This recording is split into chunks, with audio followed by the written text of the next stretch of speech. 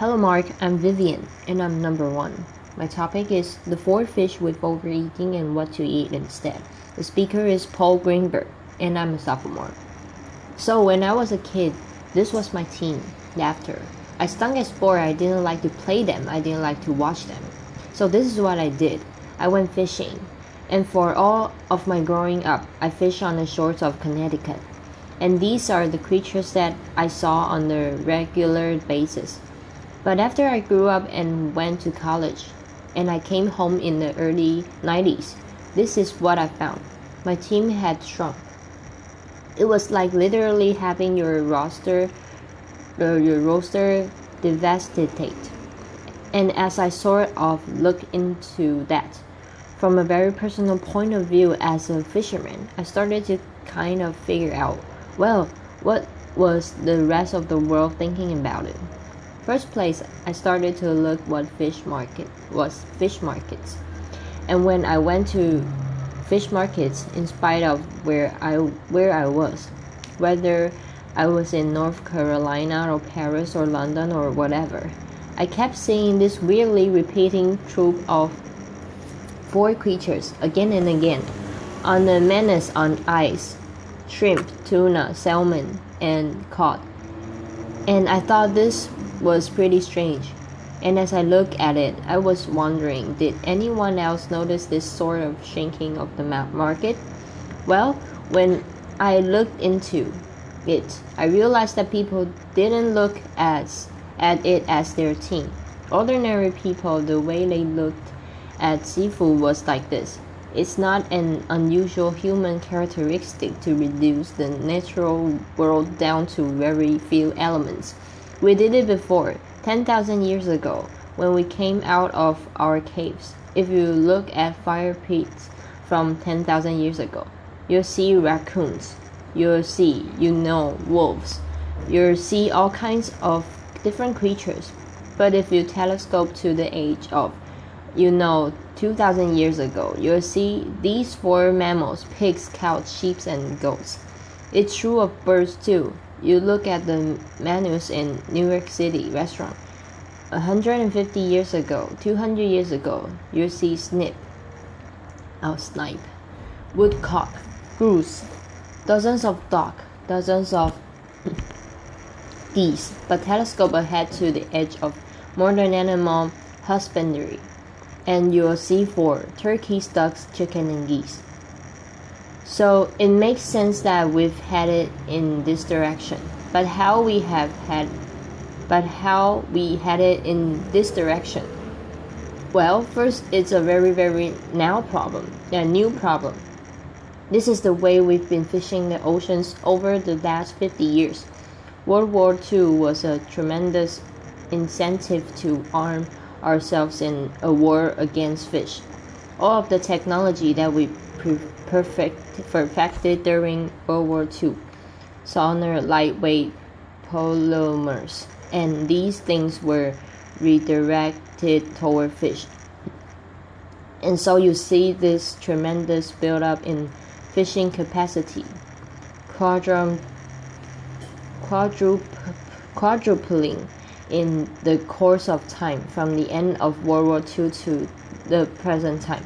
And right now, that means we're taking between 80 and 90 million metric tons out of the sea every year. That's the equivalent of the human weight of China taken out of the sea every year. And it's no coincidence that I use China as an example, because China is now the largest fishing nation in the world. Well, that's not only half the story. The other half of the story is this incredible boom in fish farming and aquaculture, which is now only in the last year or two starting to exceed the amount of wild fish that we produce. So that if you add wild fish and farm fish together, you get the equivalent of 2 China's created from the ocean each and every year. And again, it's not a coincidence that I use China as the example, because China, in addition to being the biggest catcher of the fish, is also the biggest farmer of fish. So let's look through Let's look at the 4 choices we are making right now. The first one, by far the most consumed seafood in America and in much of the West, is shrimp. Shrimp is a wild product. It's a terrible product. 5, 10, 15 pounds of wild fish are regularly killed to bring 1 pound of shrimp to the market. They are also incredibly inefficient to bring to the market. In a recent study that was produced out of Dalhousie University, it was found that dragging for shrimp is one of the most carbon-intensive ways of fishing that you can find. So you can farm them, and people do farm them, and they farm them a lot in this very area. Problem is, the place where you farm shrimp is in these well habitats in mangrove forests. Now look at those lovely roots coming out. Those are the things that hold soil together, protect coasts, create habitats for all sorts of young fish, young shrimp, all sorts of things that are important to this environment. Well, this is what happens to a lot of coastal mangrove forests. We've lost millions of acres of coastal mangroves over the last 30 or 40 years. That rate, the destruction has slowed, but we're still in a major mangrove deficit. The other thing that's going on here is a phenomenon that the filmmaker Mark Benjamin called greening Nemo. This phenomenon is very, very relevant to anything that you've ever seen on a tropical reef. Because what's going on right now, we have shrimp draggers dragging for shrimp, catching a huge amount of bycatch, but bycatch in turn gets ground up and turned into shrimp food. And sometimes many of these vessels, manned by slaves, are catching these so-called trash fish that would love to see on a reef, grinding them up and turning them into shrimp feed. An ecosystem literally eating itself and spitting out shrimp. The next most consumed seafood in America and also throughout the West is tuna. So tuna is this ultimate global fish.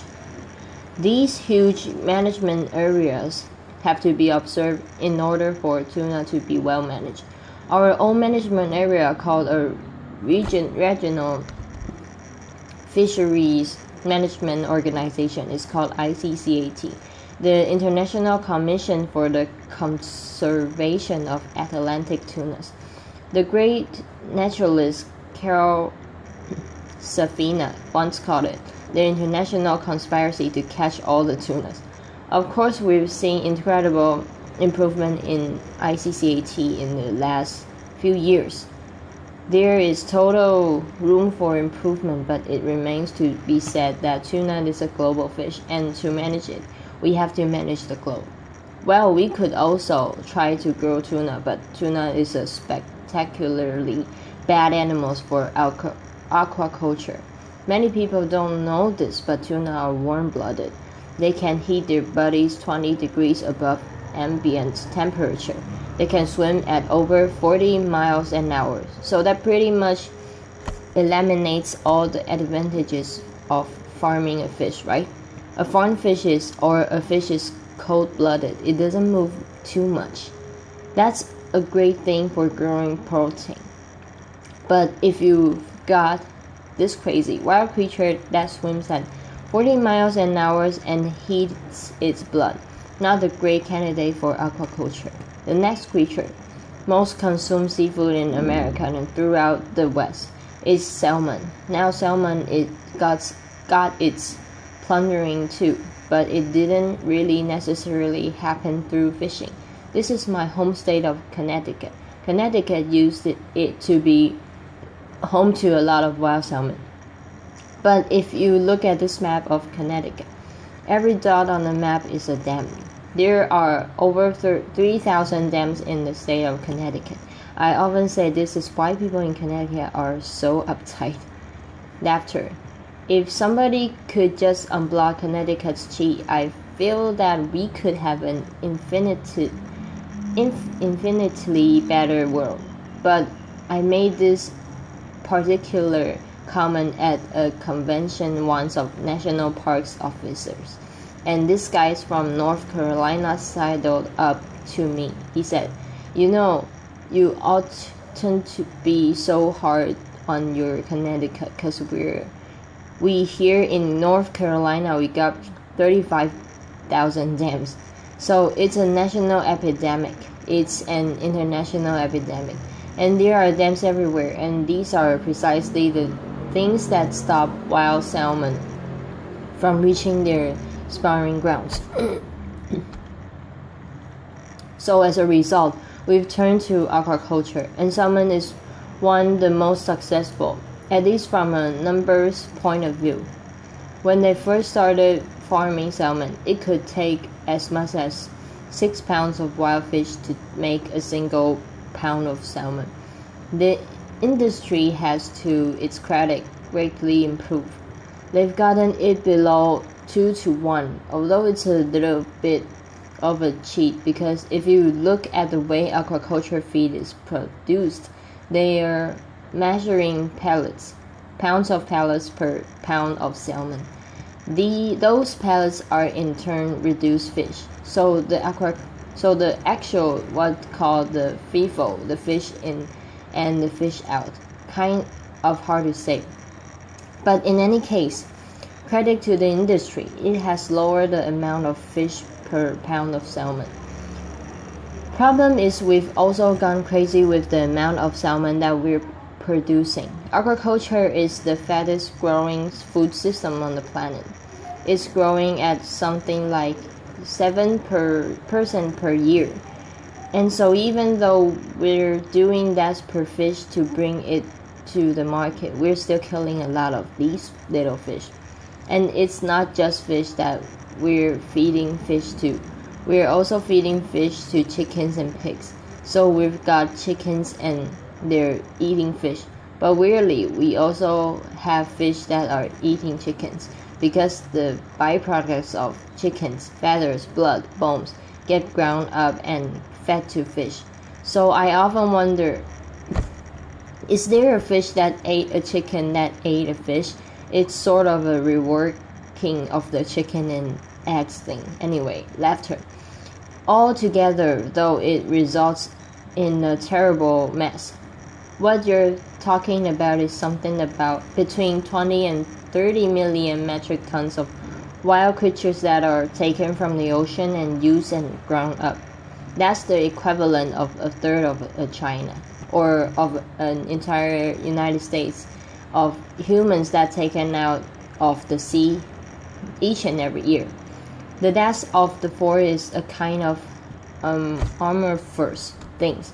It's what the industry call whitefish. There are many fish that get cycled into this whitefish thing, but the way to kind of tell the story, I think, is through that classic piece of American culinary innovation, the fillet of fish, old fish sandwich. So the fillet old fish sandwich actually started as halibut, and it started because a local franchise owner found that when he served his McDonald's on Friday, nobody came because it was a Catholic community. They needed fish. So he went to Ray Kroc and he said, "I'm going to bring you a fish sandwich, going to be made of halibut." Ray Kroc said, "I don't think it's going to work. I want to do a hula burger. And there's going to be a slice of pineapple on the bun. But let's do this. Let's have a bet.